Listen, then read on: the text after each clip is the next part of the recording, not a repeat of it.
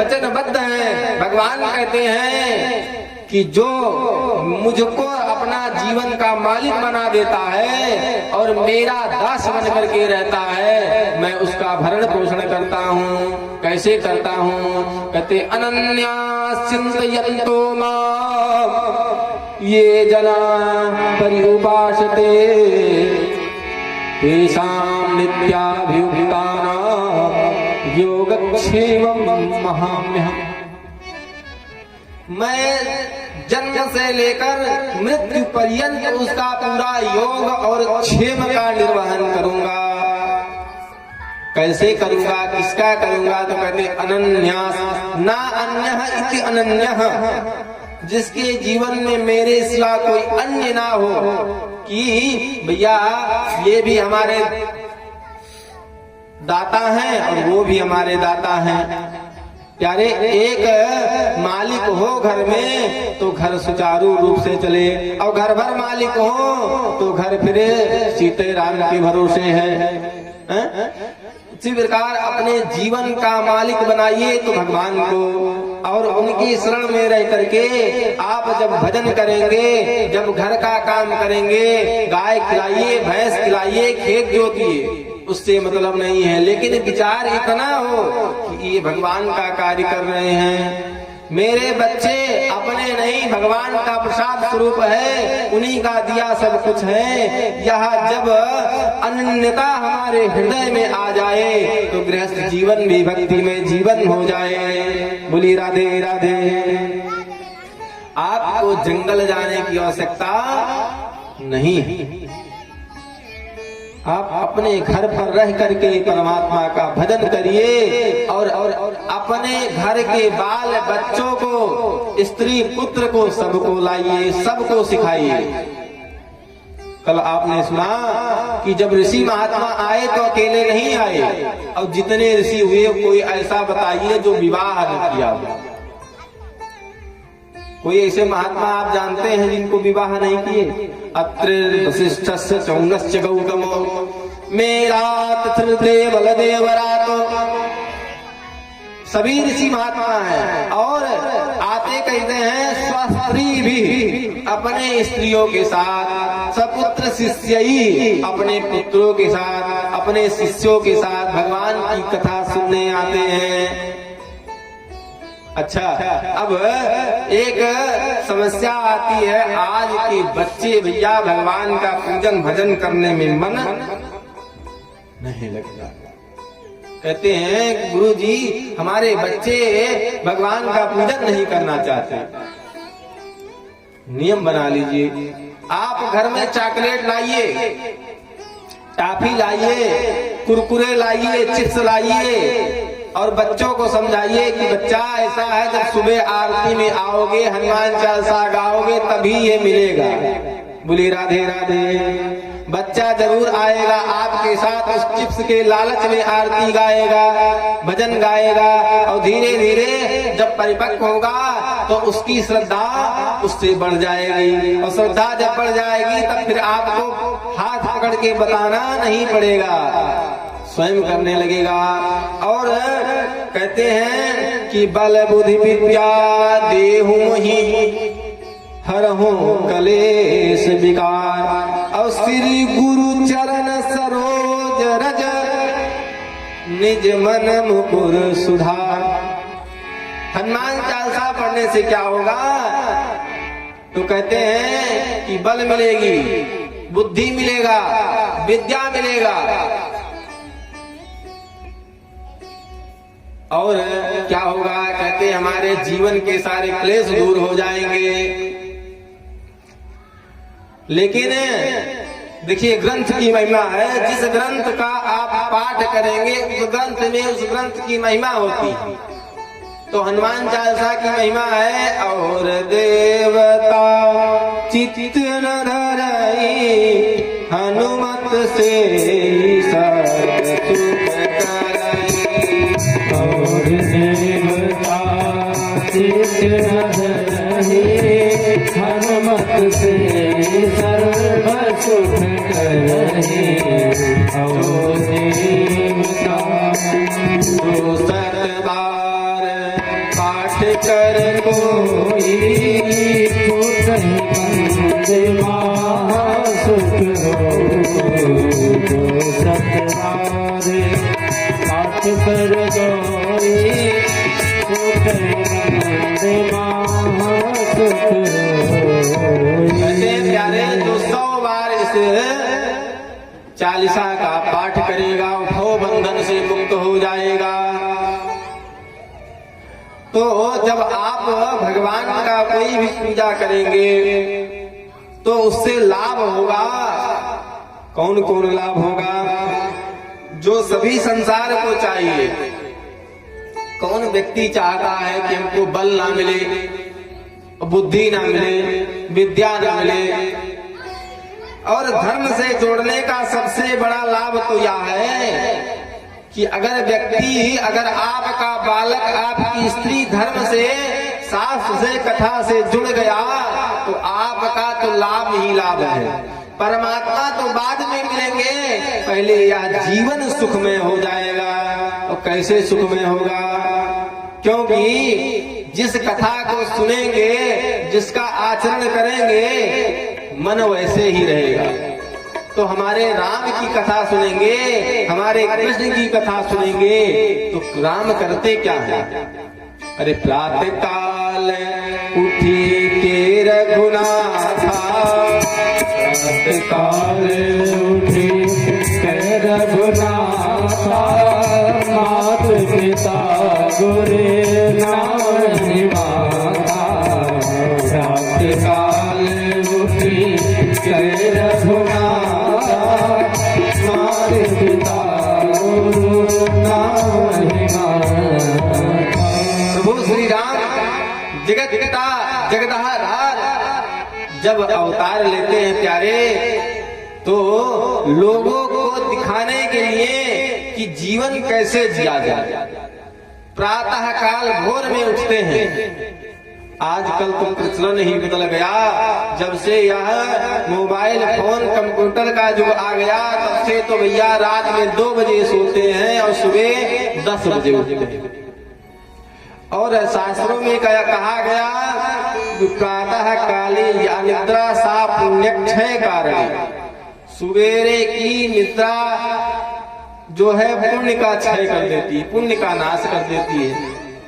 और दूसरी बात वैज्ञानिक कारण बताते हैं, वैज्ञानिक लोग की जो सुबह उठते हैं उनका शरीर स्वस्थ रहता है। तो भैया यदि अपना कल्याण व्यक्ति चाहे तो प्रातः काल उसे उठना ही चाहिए। अब हमारे रघुनाथ की कथा सुनेंगे, यदुनाथ की कथा सुनेंगे, भागवत करेंगे, बच्चे स्त्री को अपने कथा से जोड़ेंगे तो फल क्या होगा कि बच्चा हमारा भी भगवान का नाम जब सुनेगा, उनके चरित्र को अपने जीवन में लाएगा तो आपको प्रणाम करेगा और आपकी सेवा करेगा। और अगर मैकाले की शिक्षा पढ़ाएंगे तो गुड बाय टाटा वाला तो प्यारे वो कभी आपका पैर छूने नहीं आएगा, सेवा कभी नहीं करेगा। और प्रत्यक्षम किम प्रमाणम, प्रत्यक्ष में क्या प्रमाण देना? जो गुरुकुल का पढ़ा हुआ है, कोई भी संस्कृत का बालक आप देख लीजिए, वो माता पिता का आदर करेगा ही करेगा।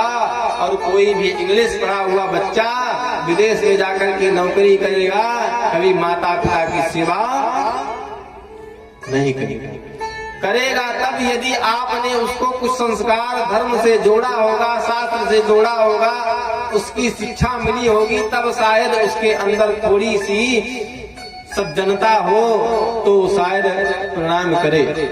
और अब तो प्रथा ही लुप्त हो गई। पहले आप लोग वृद्ध जन हैं, आप तो देखे होंगे कि पहले बच्चे अपने माता पिता को सुबह उठकर प्रणाम करते थे। हम तो सुने हुए हैं, अनुभव किए हुए हैं, लेकिन आजकल प्रथा लुप्त हो गई। आजकल तो बाहर भी जाते हैं तो बाय बाय टाटा करके चले जाते हैं। हमारे संस्कृत में यह शब्द नहीं था। क्या था? मातृ देवो भव, पितृ देवो भव और आचार्य देवो भव। माता, पहला भगवान कौन है? तो माता। दूसरा पिता, तीसरा गुरु। और जब भगवान है तो भगवान की हम लोग पूजा करते हैं, श्रद्धा रखते हैं, उनके प्रति दुर्वचन नहीं निकलते हैं मन से।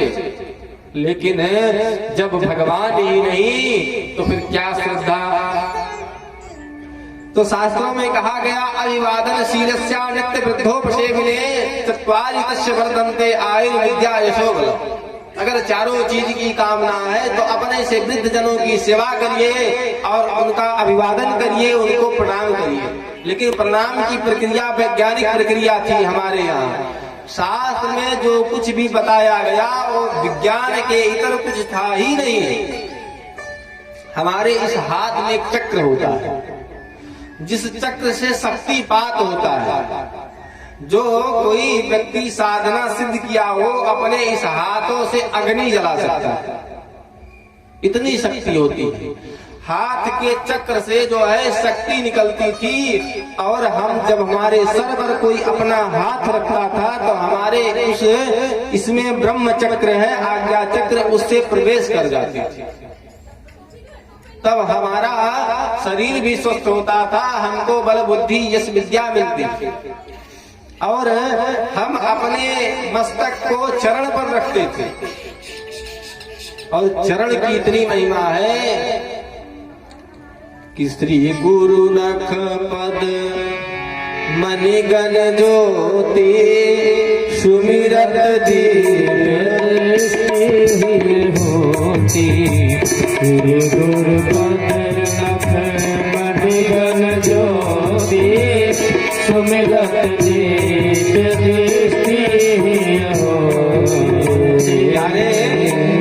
हैं गुरु के चरण के नख को मणि के समान उद्दीयमान बताया गया है कि उनके चरण को सुमिरने मात्र से हमारे अंदर दिव्य ज्ञान उत्पन्न हो जाता है।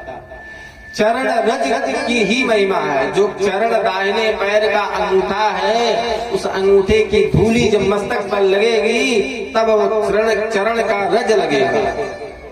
और उसकी महिमा है क्या कि वो रज हमारे भाग के कुलेख को मिट देती है।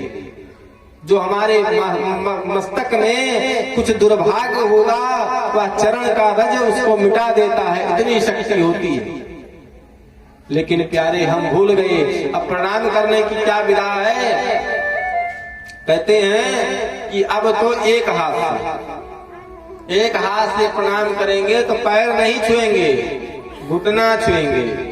और घुटना भी कुछ लोग नहीं छूते तो सीधे कमर ही छू करके प्रणाम कर लेते हैं। बोलिए राधे राधे।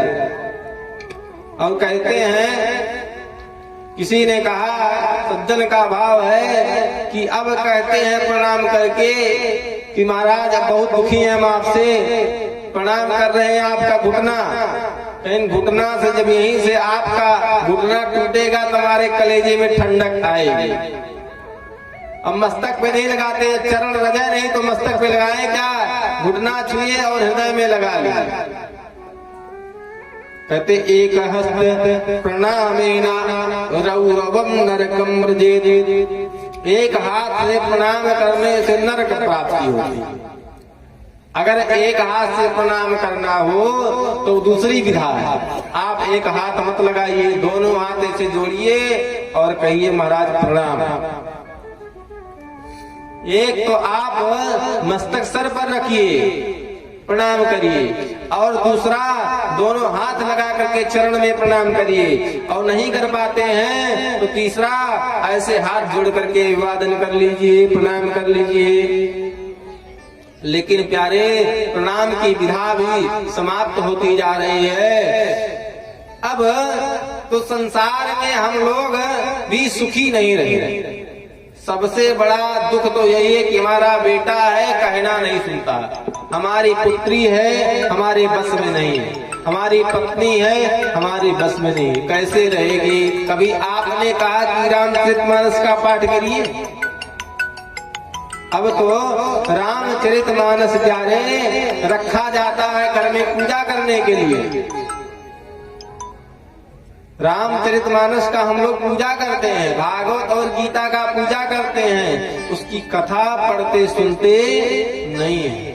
और जब हम पढ़ेंगे नहीं, संस्कार हमारे अंदर शाहरुख खान आमिर खान का आएगा, अक्षय कुमार सनी देओल का आएगा, तो हमारे जब आदर्श ये लोग बनेंगे तो भैया हम किधर जाएंगे? अरे हमारे आदर्श रामकृष्ण हुआ करते थे तो अपने माता पिता की पूजा करते थे, और जब ये आजकल के आदर्श हो गए उधर ही संसार जा रहा है। बोली राधे राधे। नारद जी महाराज ने बताया अपना प्रसंग कि महाराज हमने ब्राह्मणों की सेवा की तो उसका फल मिला। आज मैं भगवान ब्रह्मा के गोद से उत्पन्न होकर के और क्या करता हूँ, नित्य निरंतर इस वीणा को प्राप्त किया। देवदत्ताम माम वीणाम स्वर ब्रह्म भूषिताम, देवताओं के द्वारा मुझे वीणा प्रदान की गई।